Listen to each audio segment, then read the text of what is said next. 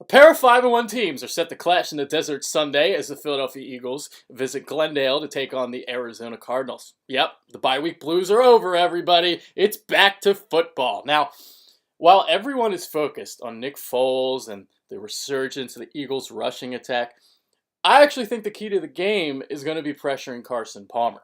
Why is this important? Well, under Bruce Arians, the Cardinals are a team that likes to get the ball downfield. And obviously, when you run those vertical routes, you need a lot of time in the pocket to complete those passes. The Birds have tallied 16 sacks in their last 3 games. And if they can get Michael Kendricks back on the field, that'll make their arsenal even more formidable. Billy Davis has done a remarkable job in his game calling, dialing up those blitzes and really ratcheting up the pressure the last couple weeks. When you look back to last season's game, Philly sacked Palmer 5 times in its 24-21 victory over Arizona in Week 13, and honestly, I expect more of the same on Sunday. The Cardinals, they rank 23rd in pass protection, according to Pro Football Focus, and let me just run down this Cardinals offensive line really quick because it's not very good. Now, they did pick up left tackle Jared Valdir during the offseason from Oakland, and he's solid. You know, he's okay. He's a road grader in the run game, but when it comes to pass protection, though, to me, he's just average. As for the rest of those rascals on the line, you've got Ted Larson at left guard, Lyle Senline at center, Paul Faneca at right guard, and Bobby Massey at right tackle. Not really anything to be concerned about. Now, Arizona did hope to ensure the left guard spot by drafting Jonathan Cooper 7th overall in the 2013 NFL Draft, but he's been a huge disappointment so far. He's been so bad that he couldn't even beat out Larson for that starting gig. So you've got a bad O-line going up against a front 7 that's been among the hottest in football. It's time to feast.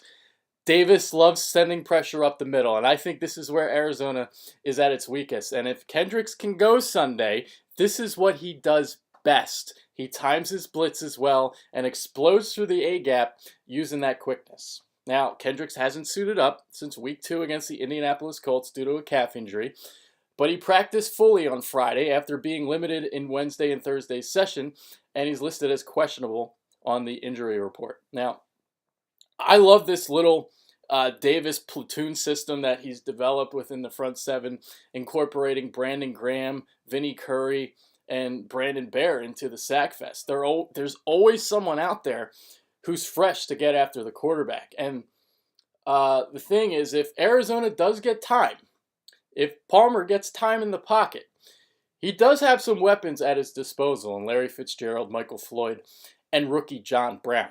Fitzgerald has always given the Eagles fits over the years. In 6 career games against Philadelphia, Fitz has posted 40 receptions for 642 yards and 10 touchdowns. But the 31-year-old has been mediocre so far, to say the least, tallying just 23 catches for 283 yards and a score. Floyd is a guy who has a knack for getting open in zone coverage, and Brown is a 3rd-round rookie from Pittsburgh State who I like a lot.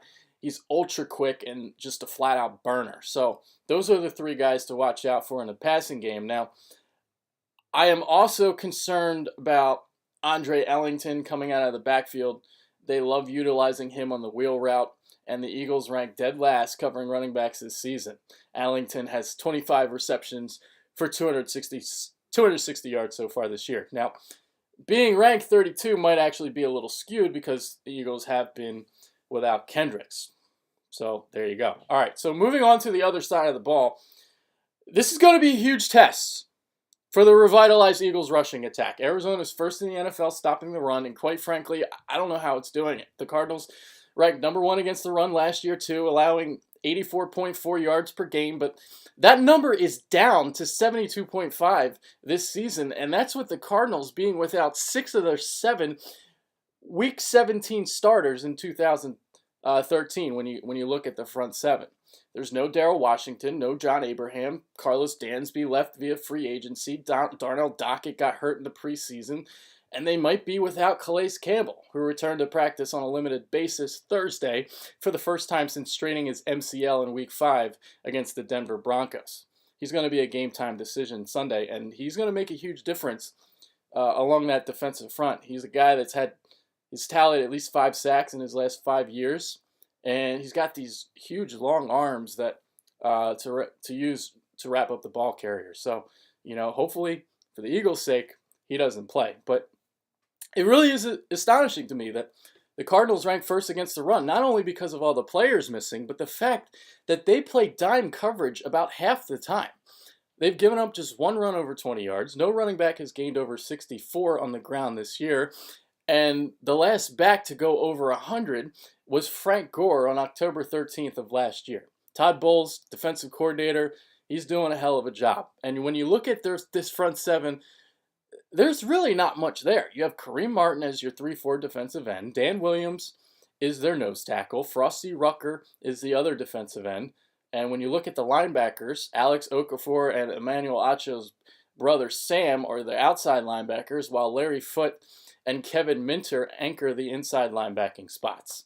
So, yeah, while that run defense has been phenomenal, the pass defense, on the other hand, ranks 31st in the NFL, and that's amazing considering that they have a great set of corners in Patrick Peterson and Antonio Cromartie. Football Outsiders, however, has Arizona ranked 9th against the pass. So, however you want to look at that, whatever. Now, why are opposing offenses getting huge chunks through the air? Well, it's because quarterbacks are getting a lot of time to throw. The Cardinals have just 7 sacks on the season compared to the Birds, who had 8 against the Giants. So the Birds have more sacks in one game than they've had all year. So when good old St. Nick gets time, he can pick you apart. Now, in 167 dropbacks this season, Foles has completed 67.3% of his passes with 8 touchdowns and 4 interceptions. But when he's under duress, that completion percentage has dipped to 41.7% with 2 touchdowns and 3 picks. So if McCoy can't get going, Foles is going to have to come through for them. Now, the last thing I wanted to discuss before making a prediction for the game is Zach Ertz. Arizona ranks near the bottom, also covering tight ends, and I look for Ertz to have a solid game. So there you go. It's prediction time now. I got a good feeling about this one. I think it'll be close, but I got the Birds winning it late. I got 26-23 Philly. So that's all for today. Make sure you check out our radio show on Blog Talk Radio. I'm going to provide a link in the description box of our preview show. And make sure to follow us on Twitter at The Bitter Bird. So it's a miracle. I have my 3rd Friday off in the last 4 weeks. And what's even more of a miracle, my Bitter Bird companion Mike Owens has all night as well. So we're going to be venturing into New Hope to get our wiggle on at Havana's. Hopefully there'll be some good-looking girls tonight to dance with. So if anyone's in the area and wants to talk Eagles football, make sure to stop by. All right, we'll chat. Talk some birds, have a couple brewskis, and let's have a good old time. All right, so that's it for today. I can't wait for Havana's tonight. Do the little windmill action. Yeah. Can't wait, baby.